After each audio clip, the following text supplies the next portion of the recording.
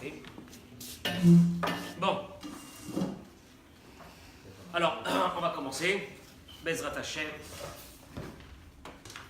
On va découvrir, on a dit l'histoire un peu qui se trame à travers la Megillah, quelque chose de, un enseignement, Bezrat Hashem, qui est majeur.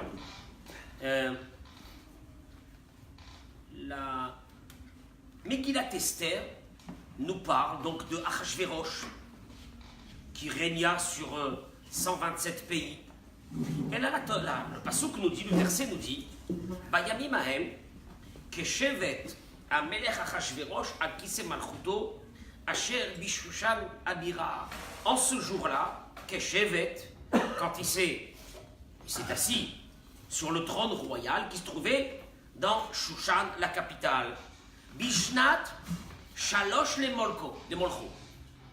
C'était la 3e année de son règne. Alors tu comprends pas. 3e année du règne. Il n'est pas encore assis sur son trône. Et là, il va commencer à faire 180 jours de fête pour fêter cela. Alors, Baruch Haba, tu te dis, je comprends pas. Qu'est-ce que ça veut dire Keshevet? Si c'est marqué Keshevet, ça veut dire au moment où il s'installe. Je recommence. Le pasuk qui nous dit Bayamim Ahem, je traduis, en ce jour-là, le roi Achashverosh était établi sur son trône royal. Bon, trône royal, il vient d'être roi. Et puis le verset continue, il dit, la 3e année de son règne, il donna un festin à tous ses princes et ses serviteurs. Alors, il vient de s'asseoir ou il s'est assis il y a 3 ans? Qu'est-ce qui se passe? C'est quoi ce décalage? Alors, pour comprendre, cette question est posée dans la Gemara, dans Masechet Megillah. Regardez qu'est-ce que la Gemara dans Masechet Megillah dit. La Gemara dit dans Masechet Megillah la chose suivante. Bayamim Ahem, en ce jour-là, quand le roi s'est assis. Alors, la Gemara comprend que le roi, il vient juste de s'asseoir. Oui, il vient de s'asseoir sur son trône, il va faire des fêtes. Et puis, le verset, il dit, Uktiv batre bishnat shalosh lemolcho, 3e année de son règne. Alors, d'après ce verset, tu vois que Achashverosh ne vient pas d'être roi. Ça fait déjà 3 ans qu'il est roi. Alors, qu'est-ce qui se passe? Pourquoi il n'a pas fait une fête au début, quand il s'est mis sur son trône? Pourquoi il a attendu 3 ans? Alors, la Gemara dit, tu sais pourquoi? Parce que les Achar Sheniti Ashva Dato. Oui, à la 3e année, c'est là qu'il va faire une fête. Tiens, pourquoi? Mais pourtant, ça fait 3 ans qu'il s'est assis sur son trône, David. Pourquoi maintenant seulement il va faire la fête 3 ans après? Eh bien parce que son esprit est apaisé. De quoi? Elle est apaisée à la 3e année au sujet du sort des Juifs de son royaume. Qu'est-ce que ça veut dire? Eh bien, c'est très simple. Il y a un gros problème qui a traversé quelques rois. Il faut savoir une chose. L'histoire commence 70 ans avant. Qu'est-ce qui s'est passé 70 ans avant? Le premier temple a été détruit. Et voilà qu'à ce moment-là, le prophète Jérémie avait prédit la libération des Juifs exilés à Babylone. Il leur a dit, ne vous inquiétez pas, je vous prédis que quoi? Qu'au terme de 70 années, il y a un verset qui dit, quand Babylone sera au terme de 70 ans révolus, je me souviendrai de vous et je vous ramènerai en ces lieux. Ça veut dire que, quelque part, il est en train de nous dire ici que quoi? Qu'après les 70 ans, qu'est-ce qui va se passer? Akadosh Baruch Hu va ramener les Juifs de l'exil et apparemment c'est la construction du 2e temple. Bon, maintenant qu'est-ce qui se passe? Il se passe que Jérémie n'a pas précisé à partir de quand le décompte va commencer des 70 ans. À partir de quel moment? Or, tous les rois qui ont régné sur les Juifs en cette période d'exil connaissaient la prophétie de Jérémie. Et on attendait l'échéance avec beaucoup d'appréhension. Chacun faisait son calcul. Mon Dieu, pourvu que les 70 années soient passées et qu'aucune prédiction ne soit réalisée. Et là, on comprendra que les Juifs resteront chez nous. Et que l'histoire du temple ne veut strictement rien dire. Très bien, ils sont contents. Aussi, l'écoulement de ces 70 années et l'assujettissement toujours actuel de la nation juive donnait lieu à une célébration. Donc maintenant, Achashverosh est très content. Il est content de quoi? Il est content que lui, d'après ses calculs, les 70 ans viennent se terminer à la 3e année. Ce qui veut dire que les Juifs ne rentreront pas dans leur pays. Et il est content de cela. C'est pour ça qu'il va faire cette fête à ce moment-là. Alors, ce qu'il faut savoir une chose, c'est qu'il y a eu, je crois que c'était le roi Balshazzar. Le roi Balshazzar s'est trompé lui aussi. C'est bon? Le roi Balshazzar s'est trompé lui aussi dans le conte, et la Gemara ramène que lui aussi, il a fêté. Or, à savoir quand est-ce qu'on devait fêter, la Gemara elle dit que... D'ailleurs, la Gemara ramène tous les rois qui ont pensé que c'était terminé, et la Gemara dit que, je crois que c'était Balshazzar, qui lui a cru que ça y est, les 70 ans étaient terminés en 100 ans à lui. Or, il fallait faire 70 ans, parce qu'il y a eu Nabucodonosor, il y a eu tous les rois qui sont venus après. Après Nabucodonosor, il y a eu un roi qui s'appelait Évil-Mordach, il y a eu un roi Balshazzar, il y a eu Darius, il y a eu tous ces rois-là qui sont venus. Lui, il a pensé que ça y est, les 70 ans étaient terminés. Et la Gemara dit que le décompte ne devait pas commencer de cet endroit, il devait commencer d'un autre moment. Il a fait sortir les ustensiles, Balshazzar, déjà bien avant, il a fait sortir les ustensiles du Beth Amikdash, et le Talmud ramène que le soir même, où c'est qu'il a fait sortir, il a mis les habits sur lui du Kohen Gadol, etc., le soir même, il a été tué.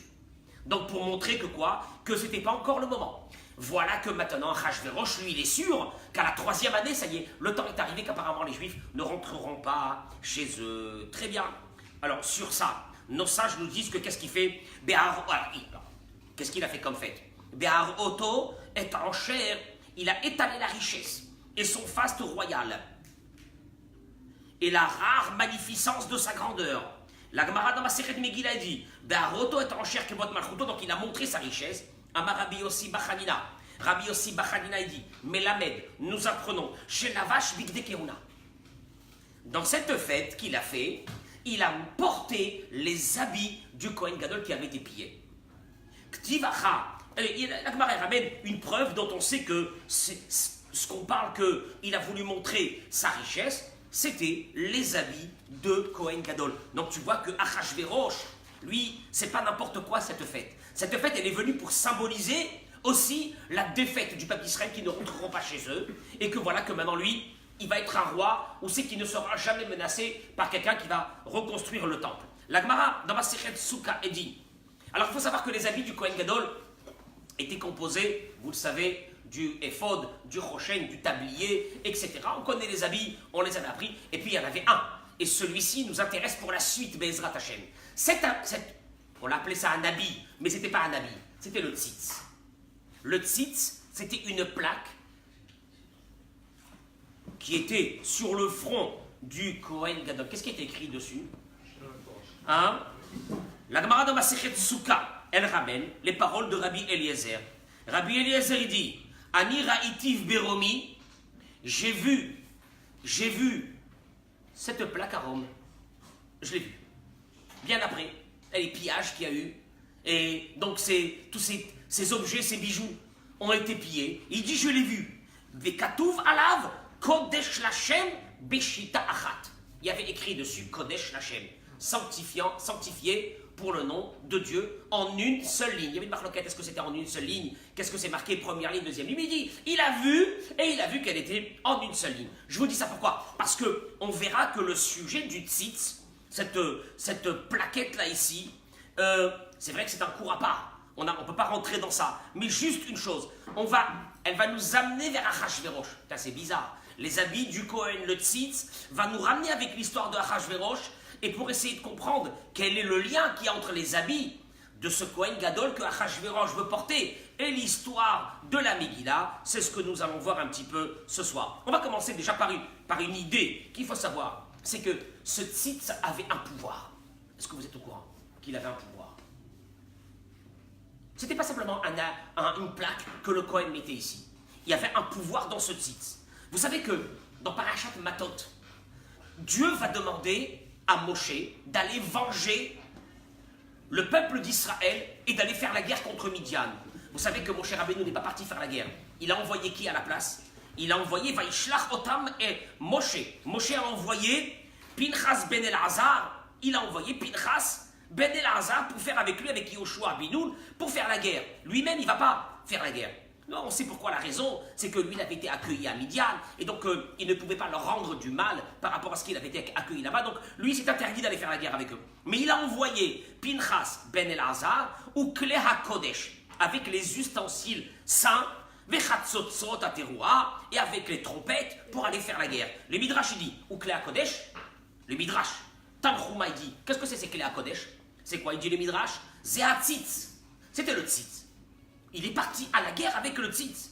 Chez Katouf Bokodesh Lachem, il est écrit dans ce tzitz-là pour la sanctification du nom de Dieu. Pourquoi faire? Amar Lahem Moshe les Israël. Écoutez bien, vous allez voir, on va faire maintenant connaissance avec le tzitz. Ça va nous amener vers d'autres rivages pour revenir à l'histoire de Purim. Donc suivez-moi un petit peu dans tout ce que je suis en train de vous prendre. On est maintenant sur le tzitz. On découvre quel est le pouvoir qu'il avait le tzitz. Le Midrash dit, quand il a donné le tzitz à Elazar pour aller faire la guerre, il lui a dit Moshe, Bilam Arasha Oselachem Kshafim. Sachez une chose, vous allez arriver pour faire la guerre avec Midian, vous allez rencontrer là-bas le fameux Bilam, celui qui a voulu vous maudire. Mais lui, il est un spécialiste dans les, comment on appelle ça, dans la sorcellerie. Et donc, lui, qu'est-ce qu'il fait? Ou Poreach ou Mafriach Lechad Meshet Malachim. Il avait un pouvoir de lever, de se lever, de voler, lui avec les 5 rois que vous allez pour combattre. Il a dit, mon cher Rabbeinu, attention, vous n'allez pas faire n'importe quoi. Et alors, Herulo et Tzitz, montrez-lui le Tzitz avec le nom de Dieu, Vehem Noflim Lifnechem. Et ils vont tomber devant vous. Et c'est ce qui est marqué dans le verset, que Ve'et Malchim Midian Argu al Chalalehem, Ve'et Bilam ben Be'or. Ça veut dire que le verset dit que quand ils ont montré ce tzitz-là à ces personnes qui étaient en train de voler dans l'air, il s'est passé une chose extraordinaire. Ces personnes-là sont tombées sur place. D'ailleurs, le Yalkut Shimoni, qui est lui aussi le Midrash, dans Parashat Matot, il dit une chose extraordinaire. Au moment où c'est que, je traduis les mots, où c'est que Bilam Arasha a vu Pinchas, ces 2 bras sont devenus comme 2 tables de pierre. Et il a commencé à voler dans l'air. Il se servait du vrai nom de Dieu. Quand ils ont vu que Pinchas, qu'est-ce qu'il faisait? Eh bien, lui aussi, qu'est-ce qu'il a fait? Il s'était levé dans l'air. Lui aussi, la même chose. Matsu Omed, à un point que le Midrash dit, Matsu Omed ou Mishtateach lifne kisakavod. Il est parti quelque part, se protéger, dit le Midrash, Bilam Arasha, à côté du trône céleste. Miyad Natan Alav Pinchas Tzitz, Shel HaKadosh Baruch Hu. Il a mis sur lui le tzitz, ou Tafso, il a attrapé, Vero Rido, il a fait descendre, Veo lifne Moshe, il a amené devant Moshe et il a été mis à bord. Tu vois bien que ce tzitz-là, il a des pouvoirs, on peut appeler surnaturels. Où ça nous amène l'histoire de ce tzitz? Ça continue, c'est pas terminé. Il a été pris par Nabucodonosor, par Nebuchadnezzar. On est bien d'accord? Et là, le Midrash dans Shir HaShirim Rabbah, Parasha Zayin, le Midrash il dit que, vous savez que Nebuchadnezzar avait un homme qui était très proche de lui, qui s'appelait Daniel. Daniel était aussi quoi? Un prophète. Daniel avait comme fonction d'être à côté de l'homme le plus puissant au monde, qui était Nabucodonosor, et que quand il faisait des rêves, celui qui traduisait les rêves de Nabucodonosor, c'était Daniel. Mais voilà que il y a un moment dramatique, c'est lequel? C'est celui où il a construit une statue énorme, et il a demandé au monde entier, même aux Juifs, à tout le monde, de se prosterner dans cette statue. Il y a eu 3 personnes qui ont tenu tête. C'était Hanania, Mishaël et Azaria. Vous vous rappelez de ces 3 personnes? D'ailleurs, ils ont été jetés dans un feu. Et Baruch Hashem, il leur est rien arrivé. Et voilà qu'après, il s'attaque à Daniel. Nabucodonosor. Il lui dit à Daniel, les mots du Midrash, il lui dit à Daniel la chose suivante. Il lui a dit, pourquoi tu ne te prosternes pas à cette statue? Elle a des forces. Et à Marley, il lui a dit, Nebuchadnezzar, viens voir une fois ce que cette statue fait, et je n'aurai même pas besoin de te convaincre, de te prosterner. C'est un Dieu, tu vas voir, c'est extraordinaire. le Midrash il continue, il dit Maasa Racha. Qu'est-ce qu'il a fait ce Racha de Nebuchadnezzar? Natal Tzitzo Shal Kohen Gadol. Il a pris le tzitz, voilà, il avait encore. Unetano les torpives. Il a fait rentrer dans la bouche de l'idole. Et à ce moment-là, il a mis autour de cette idole des orchestres qui étaient en train de faire de la musique. Et l'idole était en train de dire Anochi Adonai Elohecha Asher Hotzeticha Me'eretz Mitzrayim. L'idole était en train de dire les paroles de Dieu. Les paroles de Dieu. Et il y avait tout le monde qui se prosternait. Daniel est arrivé.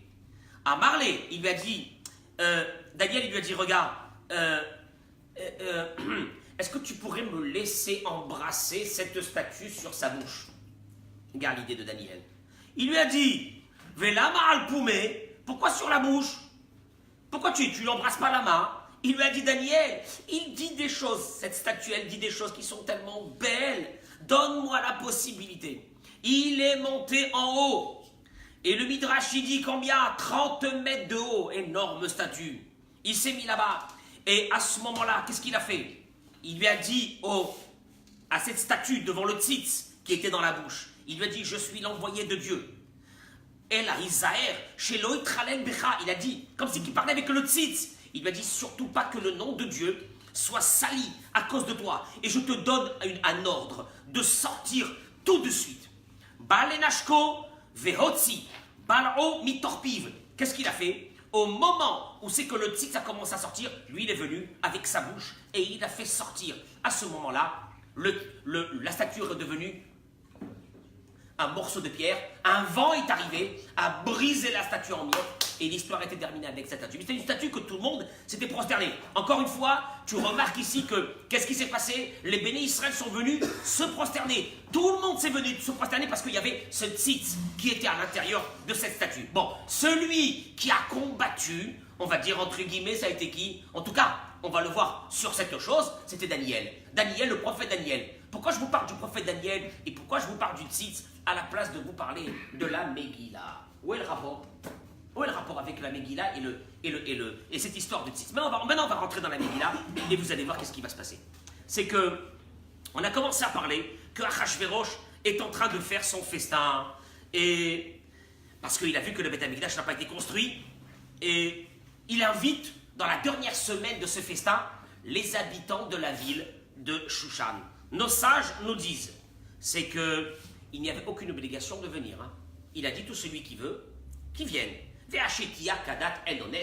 La boisson n'était pas obligée. Tout celui qui avait envie, qui pouvait venir. Nos sages nous disent la chose suivante, que mieux que ça, et pourquoi la boisson n'était pas obligatoire,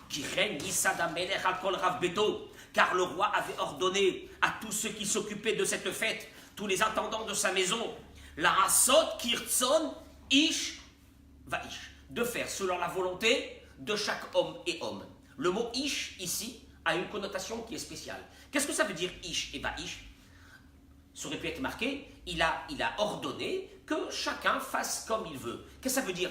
Selon la volonté de chaque homme, ish, vaish, un homme et un autre. La Gemara dans Masechet Megillah, elle dit, Amar Rava il dit, la asot kirtson ish vaish, ici c'est pas tout le monde, de faire selon la volonté de deux personnes qui sont appelées des hommes, Haman et Mordechai. Ça veut dire quoi? Qui c'est qui a organisé la fête? Mais qui s'occupait de la fête en elle-même? Deux personnes, Haman et Mordechai. Qu'est-ce que ça veut dire? Le Midrash dans Pirkei de Rabbi Eliezer, il dit qu'il a mis, c'était responsable, et au fait, chacun était responsable d'un pôle. L'un pour les gens qui étaient peut-être pas juifs, etc., qui pouvaient manger des aliments qui n'étaient pas cachers, et Mordechai était sur la partie alimentaire qui était cachère. Pourquoi? Pour que les juifs, quand ils viendront manger, dans ce festin-là, ils vont manger quelque chose qui est cachère. Très bien. Le seul problème, c'est quoi? Le seul problème, c'est que nos sages nous disent ils vont être punis d'avoir participé à ce repas. Pourquoi ils vont être punis d'avoir participé à ce repas? Parce que comment c'est possible qu'ils ont profité d'un repas? C'est marqué Nehenu Misaudato Shel Otoracha. Ils ont profité. Comment tu peux profiter d'un repas pareil quand tu vois que le roi est habillé avec quoi? La désolation. À la place de pleurer, tu vois les ustensiles du Beth Amikdash, il a fait sortir tous les ustensiles du Beth Amikdash. C'est-à-dire, à la place de te dire c'est la fin du monde, ce rachat est en train de porter les habits du Kohen Gadol qui rentrait avec ça dans le sein des saints, et toi tu manges et tu profites. Comment tu peux profiter? Ça a été ça un peu le gros du problème qu'il y a eu avec ça. En tout cas, on va continuer, vous allez voir où ça va nous amener. C'est que la Megillah elle continue et elle dit Achar Adevarim Aele. Bon, alors l'histoire commence. C'est que Vashti, vous savez aussi, elle a fait la même fête. À un moment donné, le roi a demandé qu'on amène Vashti. Vashti n'était pas en situation de pouvoir venir. Elle s'est remplie de boutons, etc., comme le Midrash ramène. Donc, elle ne viendra pas. Suite à cela, le roi, dans une colère folle, accompagné de la boisson dans laquelle il était, il va la tuer. Et voilà que, qui c'est qui va prendre sa place? Esther. Donc, le début de la libération va commencer avant le début de la catastrophe. Bien avant, hein, des années avant. C'est des années avant. Je crois 12 ou 13 ans avant l'histoire de Pourim, Esther est déjà reine. Bon, très bien. Qu'est-ce qui se passe? Après cela, la Megillah nous raconte que voilà que Achashverosh va élever Haman. Et Haman va devenir, on va dire, l'homme le plus puissant qu'il y avait à ce moment-là dans le royaume. Et alors, il a décidé une loi obligatoire. Tout le monde doit se prosterner devant lui. Et qu'est-ce qui est marqué? Ou Mordechai. Comment c'est marqué? Et Mordechai, lo yira velo ishtachave. Qui c'est qui peut me traduire? Il ne se courbe pas et il ne se prosterne pas. Moshe, comment est-ce quand tu veux dire dans un terme qui est le présent, comment tu dis? Ou Mordechai lo korea velo mishtachave. Là, quand tu dis lo yira velo ishtachave, c'est à quel temps? Quel futur? On est au présent, là, ici. C'est quoi cette histoire? On a l'impression que la Megillah nous prépare à quelque chose dont elle a la vision déjà à long terme. Sache une chose, Mordechai ne se prosternera jamais. Ah bon, moi, c'est pas comme ça que j'ai appris. Moi, j'ai appris que Mordechai ne se prosternait pas. À ce moment-là, il se prosterne. Mais dans ce cas-là, ça aurait dû être marqué Mordechai le Coréa. Mordechai ne se prosterne pas. Pas l'Oïchra. L'Oïchra, ça veut dire qu'il ne se prosternera pas. Qu'est-ce qu'il y a ici? Apparemment, la Megillah vient de nous placer ici un dossier énorme. Mais on va le découvrir beaucoup plus tard. Vous allez voir. Moi, je vous ramène les mots du Midrash. Voilà ce qui s'est passé. Vaïk, Omram, Elav, Yom, Vayom, Velo, Shama, Alehem. Ils sont venus lui parler. Ils sont venus discuter avec lui. Ils lui ont dit, ils sont venus discuter avec lui. Ils lui ont dit, Mordechai, ils sont venus parler. Regardez les mots. Vaïk, Omram, Elav, Yom, Vayom, Velo, Shama, Alehem. Il y a des gens qui sont venus lui parler à Mordechai. Qu'est-ce qu'ils sont venus lui dire? Prosterne-toi. Les mots du Midrash sont les suivantes.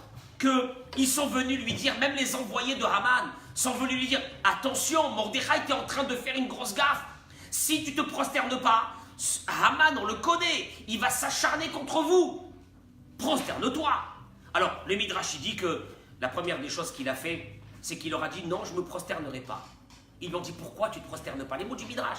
Il leur a dit, parce qu'il a dans ses habits une avoda zara, une idole. Il avait une idole. Donc je ne me prosternerai pas devant l'idole. Alors, le Midrash dit que ils sont retournés dire ça à Haman. Haman a dit j'enlève l'idole. L'essentiel c'est qu'il se prosterne devant tout le monde. Qu'il arrête de me faire la honte. Et regardez la suite des mots. Ils sont retournés dire à Haman. Mordechai a dit que tu enlèves l'idole.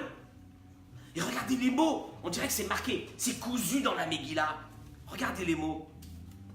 Comment c'est marqué tout de suite?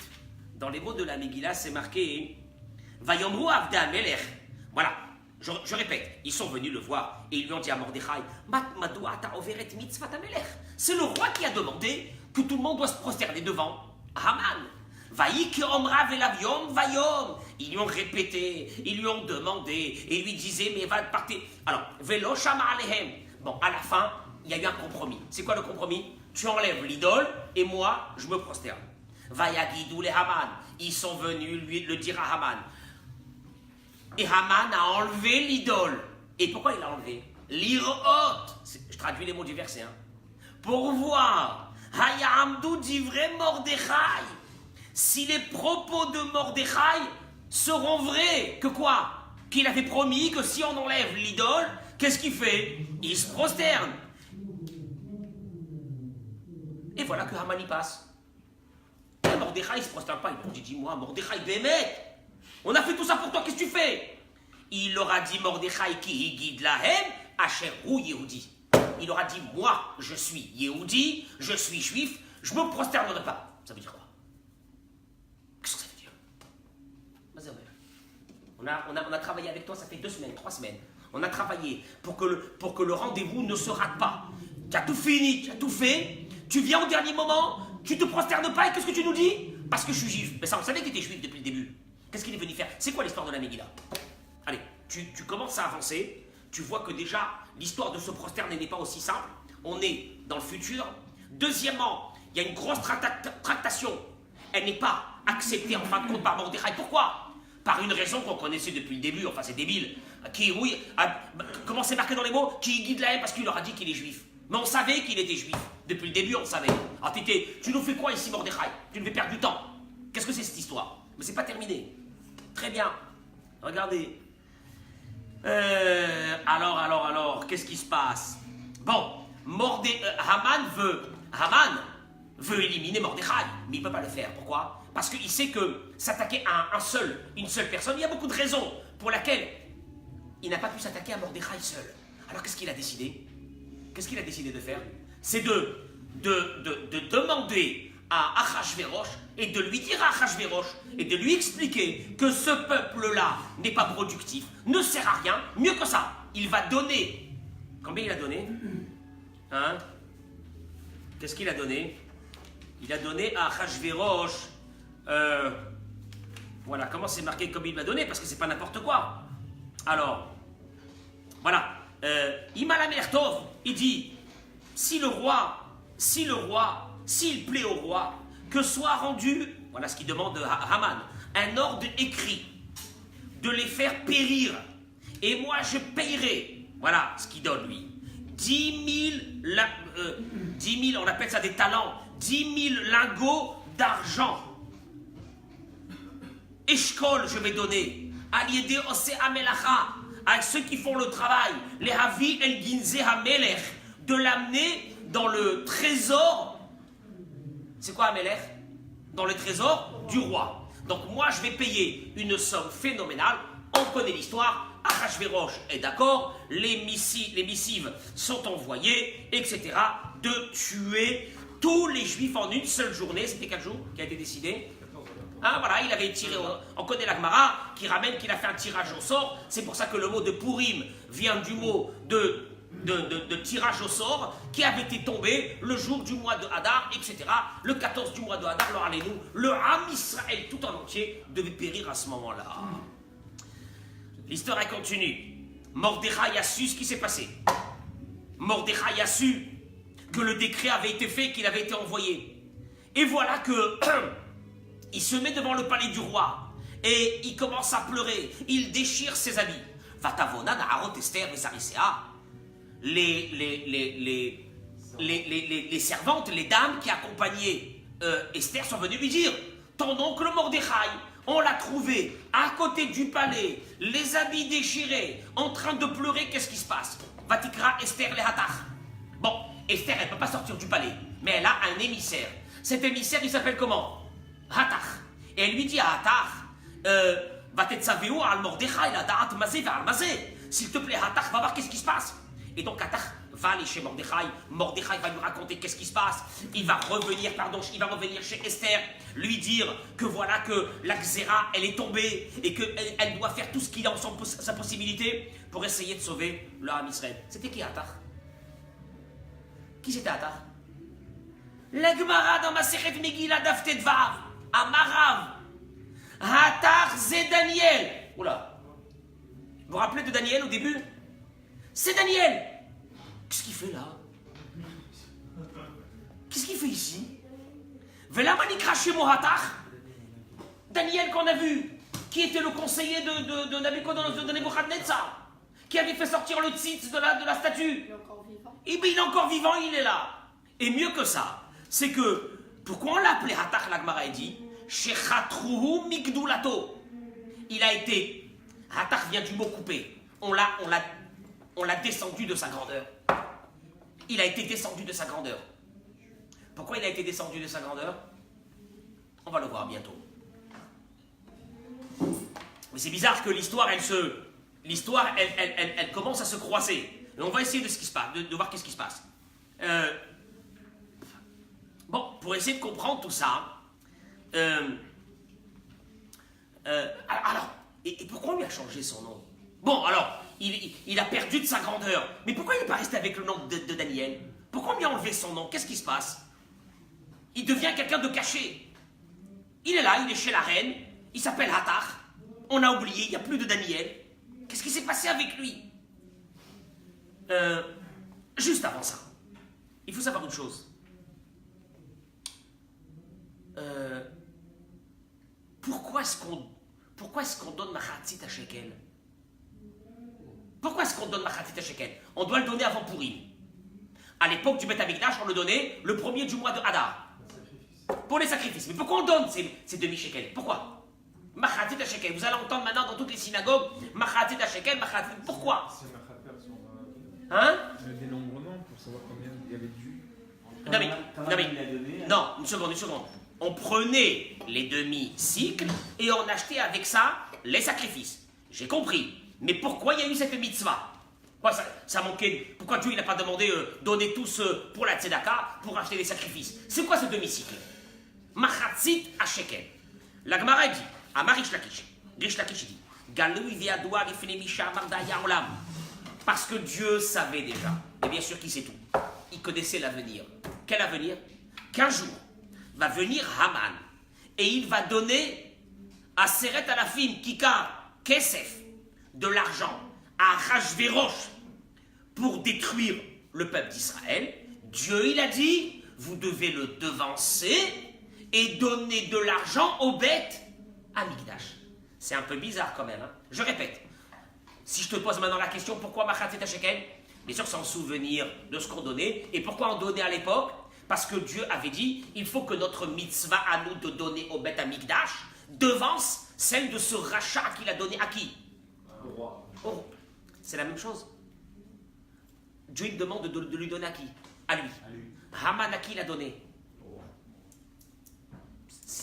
Ça n'a rien à voir. Ça n'a rien à voir. Bon, à part le fait que dans les deux tu as non, tu as la notion de donner. Nous on donne, lui il a donné. Mais nous on donne à qui? À Dieu. Lui il a donné à qui? Au roi. Ça n'a aucun rapport. Ah ben voilà, la Torah te dit, la Torah te dit, il faut que tu donnes. Et avant que lui il donne. Parce que lui s'il donne c'est chaud. Donc toi tu donnes avant pour le devancer. Mais c'est pas la même chose. C'est deux choses différentes. Non, lui, il a donné à quelqu'un qui est supérieur à lui. Est-ce que ça ressemble à Achashverosh à Dieu? Non, Raman peut-être, à l'équivalent, c'est à son niveau. Nous, c'est Dieu pour Raman, celui qui est au-dessus de lui. Je t'explique. Pour être protégé de quelque chose, il faut que la Torah te demande de faire une chose qui est dans le même niveau. Au même niveau. Moi, on me demande de donner à Dieu, parce que lui, il a donné à qui? À lui qui donne à qui il veut, lui, qu'est-ce que je m'en fiche à qui il donne? Où est le problème? Cette question a été posée par l'un de nos grands maîtres, Rav Yonatan Eivish. Je ne comprends pas cette histoire de Machatzit à Shekel. Moi, je vais donner à Dieu, parce que là, cet abruti de Haman, il a donné à qui? À cet abruti de Achashverosh. Où est le rapport? Où est le rapport? Et regardez le Yesod et le chidouche extraordinaire qu'il donne. Il dit, Rabotai, un chidouche. David, t'as jamais entendu ce chidouche? Et tu vas voir qu'il est vrai. Et mettre la Amita. Moi, j'ai toujours cru qu'il a donné cet argent à qui? À Achashverosh. Il dit Rav Yonatan Eivish, si vous lisez bien l'histoire de la Megillah, et on va le voir. Haman a dit à Achashverosh, je vais donner cet argent à la Tzedaka pour qu'avec ça, on pourra détruire le peuple d'Israël. Ah ça, j'ai jamais entendu ça là. Hein? Il a dit, je vais donner matanot la'anim, je vais donner aux pauvres, pour que grâce à ça, on soit protégé, pour que Dieu ne nous touche pas. Il lui a dit à Achashverosh, on va s'attaquer au peuple juif, c'est très dangereux. Regarde, viens, on va prendre cet argent, on va la donner à la tzedaka. Comment c'est marqué? El Ginze ha Melech. C'est qui Melech dans la... C'est qui Melech dans la Megillah? Les Melech, c'est qui Melech? C'est Hachem, c'est Dieu. Tous les Hamelech, c'est Hachem. On va les donner à la tzedaka. D'où il a su ça, Haman, que la tzedaka, elle protège? Il a dit, maintenant, on va faire le coup de notre vie. On va se débarrasser de ce peuple. Mais attention, ça va barder en haut. Ils vont nous tomber dessus. Comment on va faire pour qu'ils ne nous tombent pas dessus? Il m'a dit, j'ai une très bonne solution. Laquelle? On va prendre, vous allez le voir, c'est extraordinaire. Il dira, Viratan et Vishitz, on prend de l'argent, on donne à la tzedaka une somme phénoménale. Il ne peut rien nous arriver. Mais d'où il sait ça? Rabotai, Kouzuma, Gmara, Baba, Batra, Davdalet. Et la Gmara te ramène un truc énorme avec un Tosfot qui est là-bas. Il vaut son pesant d'or. La Gmara dit la chose suivante. Regardez comment c'est extraordinaire. La Gmara dit, à un moment donné, on revient à Nebuchadnezzar et à Daniel. Allez, on remonte. Nebuchadnezzar fait un rêve. Et je crois que dans ce rêve, c'est Baba Batra, Dalet Abou Dalef. Je crois que dans ce rêve, voilà. Non, dans ce rêve, il va avoir une prémonition dans ce rêve qu'un jour il va avoir une maladie que Dieu va lui envoyer et qui va devenir comme un animal. D'ailleurs, Nabuchodonosor, pendant des années, il marchait à quatre pattes, l'homme le plus puissant au monde. Si vous regardez un peu l'histoire de Nabuchodonosor, prenez le livre, vous allez voir. Allez même sur Internet, vous allez voir, c'est Nora Verio. Il s'est mis à marcher comme un animal, maladie que Dieu lui a envoyée. Maintenant, il a eu très peur quand il a eu cette prémonition. Qu'est-ce qu'il a fait? Regardez qu'est-ce qu'elle dit la Gemara. Mipnema ne'enash Daniel. La Gemara demande pourquoi Daniel a été puni. Pourquoi il a été puni? Parce qu'il a donné à Nabuchodonosor un secret pour ne pas être frappé par Dieu. Qu'est-ce qu'il lui a dit? Il lui a dit comme ça, un verset de Daniel. Malka malkish paralach vehatach bitzdaka perouk. Il lui a dit la chose suivante: rachète tes fautes par la charité et tes iniquités par ta bienveillance envers les pauvres. De cette façon, il y aura une prolongation à ta quiétude. Il lui a dit, si tu veux rester tranquille et qu'il ne t'arrive pas aucune maladie, donne de la tzedaka. Et l'agma, ça il ne fallait pas qu'il lui dise. À cet homme qui était tellement méchant, cruel, il n'aurait pas dû lui dire Daniel une chose pareille. Et l'agma a dit, qu'est-ce qui s'est passé? Eh bien, c'est marqué que au bout de 12 mois, Nabuchodonosor est devenu malade. C'est-à-dire qu'il a eu un sursis de combien de temps encore? De 12 mois. La Gemara dit d'où ils sont venus ces 12 mois. Et la Gemara dit la chose suivante. Il a obtenu un sursis grâce au conseil de Daniel. Or, puisque la conduite de Daniel a été jugée déplacée et qu'il a été puni, la Gemara dit, il a été puni de ça. Comment il a été puni? Et la Gemara dit très simple, c'est que après 12 mois, il a oublié. Il est sorti. Il a vu que ses trésoriers donnaient son propre argent à des pauvres. Il leur a dit, qu'est-ce que vous faites? Ils lui ont dit, mais majesté, c'est vous qui nous avez dit de donner l'argent. Il leur a dit, on arrête là, vous allez me vider. Il a arrêté. À peine il a arrêté, et la punition, elle lui est tombée dessus. Qui c'est qui garde ce conseil précieusement de Daniel? Haman. Il dit Rav Yonatan et Béchit. Alors regardez. Haman prend ce conseil-là et il se sert en disant à Achashverosh, tant qu'on va donner la tzedaka, tant qu'on donnera cet argent aux pauvres, c'est extraordinaire quand même, ils sont arrivés à ça, eh bien, il ne nous arrivera rien.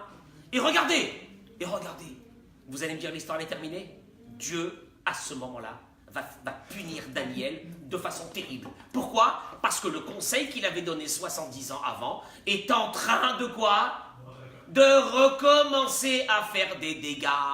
Et Tosfot, sur place, dans Masechet Baba Batra, et il dit le Tosfot, les fitargum shel Achashverosh ne'enash harbe. Il te dit, là il a eu sa plus grosse punition. À ce moment-là, Monsieur Hatar, qui était qui? Qui était qui? Daniel. Chez Neherag, il a été tué. Là, dans l'histoire de la Megillah, il a été tué. Il devait déjà être quand même assez âgé. Il a été tué. Daniel, un prophète, il a été tué. Pourquoi? Dirtiv, comme il est écrit, Vayagidou les morteraï, d'Ivre Esther. À un moment donné, on dit, c'est marqué dans la Megillah, Hatar est parti raconter à Esther. Et Esther demande à Hatar de revenir chez Mordechai. Et à un moment donné, il n'y a plus Hatar. C'est marqué Vayagidou les Mordechai et d'Ivre Esther. On est venu dire à Mordechai les paroles d'Esther. Pourquoi il n'y a plus Hatar? Tosfot il dit Velo katavatam Hatar, il n'y a plus Hatar. Les filles chez Hargo Haman. Qu'est-ce qu'il a tué? Haman a tué Daniel. Vous étiez au courant de ça? Non. Le prophète Daniel a été tué par Haman. Tosfot. Al Sheaya Meshiv Dvarim Ben Esther les Mordechai. Pourquoi? Pourquoi il a tué? Parce que il a attrapé en train de faire l'émissaire. Alors lui il s'est dit, moi je vais être en complication. Si maintenant moi j'ai envie de retourner la tête du roi et maintenant Mordechai est en train de faire passer à Esther des contre-vérités qu'elle va les dire au roi, qu'est-ce qu'il a fait? Il a attrapé Hatar, il l'a tué sur place. D'où vient la punition? De quoi est venue la punition? Il te dit Rabbi Yonatan Eveshitz une chose, c'est que le conseil de Daniel a recommencé à faire des dégâts à ce moment-là. C'est extraordinaire. Et alors, tu vois un petit peu la puissance. Même ces goïms là savaient la puissance de ce que c'était la tzedaka et ils savaient la puissance de ce que ça pouvait protéger. Et donc, il s'est servi de ça. Extraordinaire. Je continue. Et là, on arrive à quelque chose. Vous allez voir un yesod. Il y a un point que le fait que la tzedaka est sauve de la mort, c'est pour nous les juifs, c'est pas pour les goïms. Donc pourquoi ça... Mais, tu vois d'ici, tu peux apporter une preuve d'ici, que tant qu'une personne est dans de la tzedaka, elle est protégée. Et même si c'est un goï, et même s'il est en train de faire du mal, et la tzedaka il protège. La El Ginze HaMelech, il dira bien Nathan Eveshitz, c'est pas dans les trésors, je vais mettre cet argent dans les trésors du roi, je vais les donner pour Hachem. Et là, ça commence à comprendre que Dieu, qu'est-ce qu'il te dit? Comme lui va donner de la tzedaka pour vous abattre, vous devez vous quoi? Devancer avec quoi? Avec de la tzedaka que vous allez donner pour les corbanotes. Oui, là, ça commence à devenir cohérent, mais vous allez voir, c'est pas terminé. Pélé. On arrête l'histoire ici, et vous allez voir que Béhémet, c'est un retour dans le passé complètement. Est-ce que vous vous rappelez de la rencontre entre Yaakov et Esav? Yaakov a mis des habits. L'histoire, elle a commencé, il a mis des habits.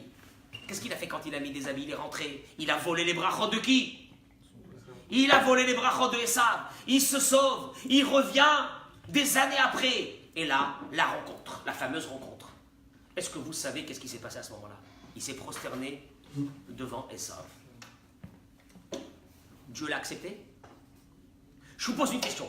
Yaakov s'est prosterné devant Esav 7 fois. Hein? Tu te rappelles qu'il a été puni pour ça? Regardez les mots du Midrash. Midrash Agadol, il dit, chez Biglal, parce qu'il s'est prosterné 7 fois devant Esav. Kibel Esav Achiza Besheva Bate Migdashot. Vous savez qu'il y a eu en tout 7 Beth Amigdash. Il y a eu les Mishkan qui ont été posés dans des endroits, ils ont été détruits. Il y a eu Shiloh, il y a eu Givon, il y a eu Gilgal, etc. Après, il y a eu le premier Beth Amigdash, le deuxième. En tout, ça fait 7. Pendant ces 7 Beth Amigdash, celui qui détenait la force, c'était Esav. Grâce à quoi il a mérité ça? Parce qu'il s'est prosterné. Alors, c'est vrai que le Zohar, il dit qu'il ne s'est pas prosterné à Esav. C'est qu'à ce moment-là, il a vu l'esprit de Dieu devant Esav. Et donc, il s'est prosterné. Mais ceux qui étaient à côté, ils ont vu ça. Ils ont vu, et eux, ils ont cru qu'il s'est prosterné devant qui? Devant Esav. Yaakov Avinu, à son degré à lui, ça lui est considéré comme une faute. À son degré à lui, ça lui est considéré comme une faute. beaucoup de Midrashim parlent de ça.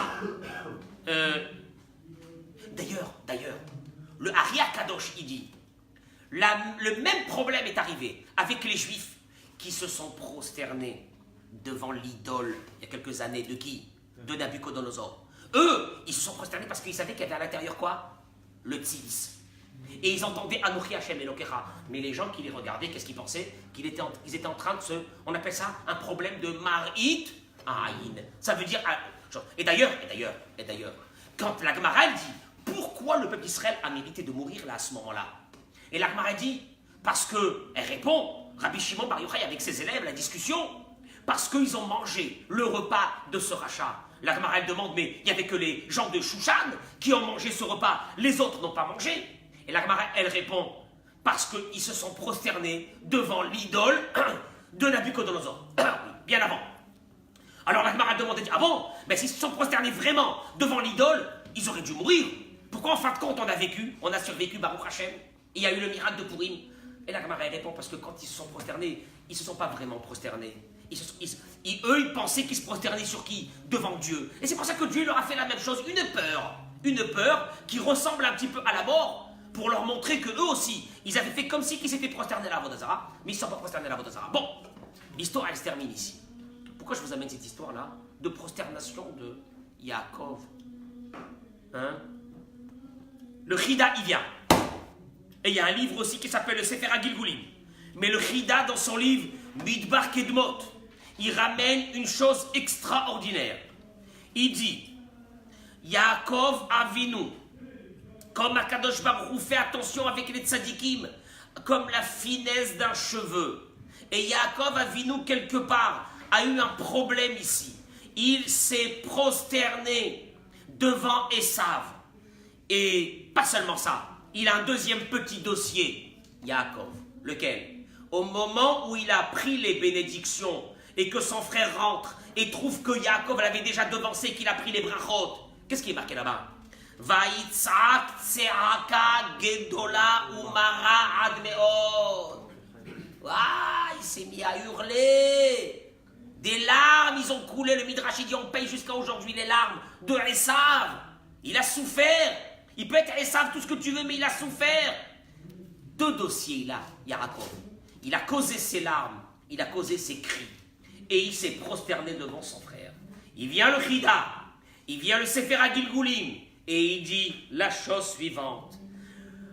L'âme de Yaakov, le nitzotz de l'âme de Yaakov, écoutez bien ce chidouche, est descendu chez Mordechai.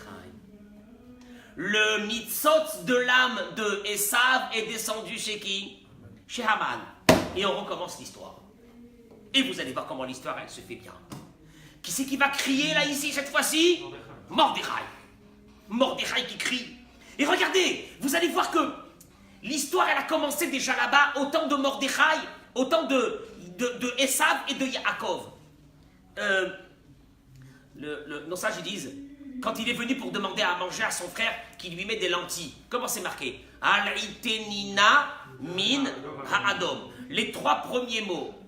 Mais verse-moi. Al-itenina min. Ça fait les lettres de He, Nun, Mem. C'est qui? Haman. Mieux que ça. Quand il arrive maintenant, Yaakov, et il va rencontrer son frère, il prie à Dieu. Il lui dit, Hatsileni, sauve-moi, na s'il te plaît, miyad achi, de la main de mon frère. Le Baal HaTurim, il dit, Hatsileni, na, c'est quoi cette prière? Sauve-moi, s'il te plaît, de la main. Il dit le Baal HaTurim égale Haman. Yaakov avait une prie déjà sur ce qui va lui arriver avec Haman. Et qui demande à Kadosh Baruch Hu de l'aider. Vous comprenez maintenant une chose? Qu'est-ce qui se passe ici? Pourquoi la Megillah, elle te dit, il ne va pas se prosterner. Ça veut dire tout le projet de Mordechai ici, c'est de réparer la faute de qui? De Yaakov Avinu. C'est de réparer la faute de Yaakov Avinu. Jusqu'à la fin, je ne me prosternerai pas. Et lui, qu'est-ce qu'il veut? Et lui demande quoi? Prosterne-toi devant moi. On dirait que c'est toute l'histoire de la Megillah, elle a commencé de ça. Il ne s'est pas prosterné devant toi, qu'est-ce qu'il y a? Lui, il vient de l'âme de Esav. Lui, il veut recommencer l'histoire comme elle s'est passée avant. Et Akadosh Baruch Hu a fait dans Mordechai cette puissance de dire « Je ne me prosternerai pas ». Pourquoi? Parce que je suis juif. Qu'est-ce que ça veut dire je suis juif? Ça veut dire je suis Yaakov. Je ne pourrai jamais me prosterner à toi. Impossible. Voilà un peu, regardez un petit peu, une facette de l'histoire de Mordechai avec Haman. On a l'impression que c'est un combat entre deux personnes. C'est même pas le. Et puis ce qui est extraordinaire, c'est que tu vois comment des prières de Yaakov Avinu, bien avant, il prie quoi? Hatzile Nina Miyad. Le Baal HaTurim dit Rachitevot Haman. Remez, c'est une allusion. Les Haman Sheyetze les Akotem Albanim. Qu'un jour Haman va venir pour essayer de détruire et de tuer le Ham Israël. Et là, à ce moment-là, Mordechai, c'est lui qui crie. Vaïzrak Zeaka Gedola Umara. Et il pardonne, entre guillemets, ce qu'il avait causé, lui, à son frère. Je termine juste par une petite chose. C'est qu'il y a un livre qui s'appelle le Kavayashar, qui est un très grand livre. Très très grand livre qui a été écrit il y a très longtemps. Et il dit la chose suivante. Il parle du Ta'anit Esther, qu'on va avoir dans 2 jours. Et il dit comme ça. Je vous traduis mot à mot, c'est très important. Il dit comme ça. Kiyomze, Hu Mesugal Meod. Ce jour de Ta'anit Esther, c'est un jour où il y a une grande ségoula. Chez Yekubal Tfilatenu, que nos prières seront acceptées. Bisrout Mordechai ve Esther. Alors, on va prier ce jour-là, on va jeûner, on va beaucoup prier. Pourquoi? Parce qu'il y a une ségoula ce jour-là, que grâce au mérite de Mordechai et de Esther, nos prières seront exaucées. Vekol mi jetzari rachamim. Il dit le Kavayashar. Tout celui qui a besoin de miséricorde, an ezedavar, sheu tzarich litpalel, qu'il a besoin de prier pour quelque chose qu'il a besoin, ikar pnai la'atzmo beyom ta'anit Esther, qui prenne un moment, ce jour-là du Ta'anit Esther, veyomar, et qui commence d'abord, Mizmor Kavbet, dans le livre de Tehilim, le 22, Lamnat Seyach Alayelet Hashachar, c'est le Mizmor de qui? De Esther. Vedar Shurabutenu Zichronam Livracha. Et nos sages ont dit que Esther, Aïta Nikret Ayelet Hashachar, c'était elle qu'on appelait Ayelet Hashachar, c'est comme une sorte de gazelle qui sort dans le désert à l'aube. C'est le symbole de Esther. On ne va pas rentrer dans ça. Ve'acharkar. Donc, après qu'il a fait ce misbor, Ishpor Sichol Ifne Hashem, qu'il déverse son âme devant Hashem, Ve'yevakesh Bakashato, et qu'il demande ce qu'il a besoin, Ve'yaskir, et qu'il dise Zechut Mordechai ve Esther, par le mérite de Mordechai et Esther. Asher Bisrutam Ya'ater Lo Akadosh Baruch Hu, et il te dit par ce mérite-là, quand il va dire le nom de Mordechai, par le mérite de Mordechai et Esther, et bien par leur mérite à eux, Akadosh Baruch Hu Iftach Lo Sha'arei Rachamim. Dieu, ce jour-là de Ta'anit Esther, il ouvre les portes de la miséricorde. Vetekubal Tfilato Beratson, et sa prière est acceptée. Yom Ta'anit Esther, il termine et dit, le jour de Ta'anit Esther, ou Yom Shel Ratson Ve'ava, c'est un jour de bonne volonté chez Dieu et d'amour. Ve'lachen, et c'est pour cela. Mesugal Yomze, et ce jour-là, il a une ségoula. Shit Kablu Boat Filot, que nos prières seront reçues. Kilo le Esther Amalka Oshita Melech et Charbit Azarav. On sait que le roi, qu'est-ce qu'il a fait? Il a étendu quoi? Le sceptre royal vers Esther. C'est Akadosh Baruch Hu. Et là, l'école Eloi Mitrabrimita. Tous ceux qui sont avec Esther, ils vont recevoir ce sceptre royal qui veut dire la bonne volonté du roi. Dainu Adat Israël Ashruim Bagalout. C'est pour tout le peuple d'Israël qui se trouve en exil. Vesovlim Tsahar, et qu'ils souffrent. Les Ma'an Kvot Shemo, pour le nom de Dieu. Ou Bevadaï Alide Amirat Slichot ou Tfilot, Anu Me'orerim Zechut Bayamazé. Et que de faire beaucoup de prières, ça va réveiller ce mérite-là. Il faut savoir une chose, c'est que ces jours-là sont des jours de Rachamim. Tout ce qu'on a besoin de prier, faire attention à Purim. Pour tout ce qu'on désire et tout ce qu'on veut, Akadosh Baruch Hu nous envoie dans ce jour-là. Donc faire attention aussi que ce jour-là ne soit pas un jour juste de boissons, de bêtises, de ne pas savoir entre Mordechai et la différence entre Mordechai et Haman. C'est pas très compliqué, il y a beaucoup d'explications par rapport à ça, mais de de rentrer dans une situation où des fois on met en danger aussi notre vie. Moi j'ai assisté beaucoup de fois à des comas éthyliques très graves parce que les copains ils se sont assis, se sont mis à boire. Faut pas jouer avec le feu, c'est pas ça Pourim. Pourim c'est d'être dans une grande simcha et de se dire il est caché, il est caché. Il a été caché pendant la Megillah, hein, on l'a pas vu. Hein. Son nom ne figure pas dans la Megillah, il n'y a rien. Il n'y a pas un mot, il n'y a pas une fois le nom de Dieu. Il est caché. Mais combien qu'il s'occupe de nous, de chaque chose. Ashgara pratit, qu'Akadosh Baruch Hu, il est avec moi. Et même quand j'ai l'impression, comme elle disait Esther, Keli lama azaftani, Akadosh Baruch Hu, tu m'as laissé, tu m'as lâché, tu m'as abandonné. Bevadaï, qu'Akadosh Baruch Hu, il est là avec nous. Dans chaque moment de souffrance que la personne est là, Akadosh Baruch Hu, il est là. Et juste à nous de se rapprocher dans ces jours-là qui sont extraordinaires de Gdusha et de prière et de Tehilim, de passer plus de temps dans des choses comme ça et d'être dans une joie, Be'ezrat Hashem, qu'Akadosh Baruch Hu, il exaucera tous nos vœux. Amen. Voilà.